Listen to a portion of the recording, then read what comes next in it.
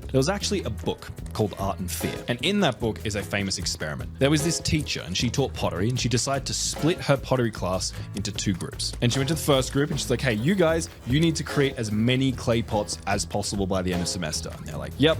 And she went to the other group and she's like, you guys, your job is to create the perfect clay pot by the end of semester. And they're all like, yep. So both of the groups, they go away and they get to work. The quality group meticulously sculpting every square millimeter of clay while whispering positive affirmations to it. And the quantity group churning out pots. There's clay everywhere, health and safety violations, child labor, all those good things. But something interesting happened. See, when the end of semester rolled around, the teacher reviewed all of the students' work and she found that the best quality clay pot actually came from the quantity group, the group tasked with creating as many clay pots as possible, not the quality group. How does this happen? Well, when you think about it, the way you get better at something is practice, putting in the reps. And the quantity group put in so many reps, did so much practice creating clay pots that eventually they were creating near perfect clay pots. Now, bringing this back to YouTube, quality does beat quantity, but quality comes from quantity. The more videos you create, the more practice you get at making thumbnails, writing titles, coming up with ideas, writing scripts, presenting on camera. And posting a high volume of content doesn't just help you practice your skills, it also gives you more opportunities to be discovered. It's simple math. If you post 1 video a month for 12 months, over the course of that year, you have essentially 12 opportunities to be discovered. But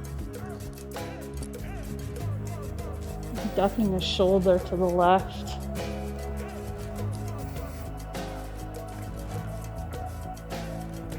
Well, that looks not too bad straight, but it goes to the left here because he's ducking his shoulder out.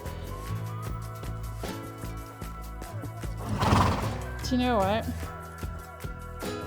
This feels really, really good. I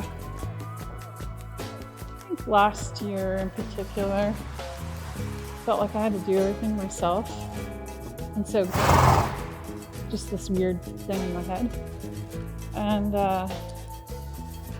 now I'm almost like willing to accept help, you know, and especially for grids.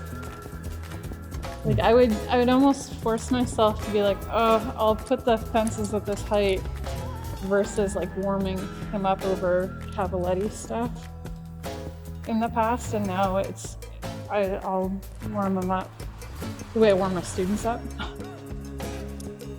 Just to like loosen up his back muscles. Mm-hmm. He's mentally good to go. He just needs to warm up the back muscles. He hasn't done it in a while.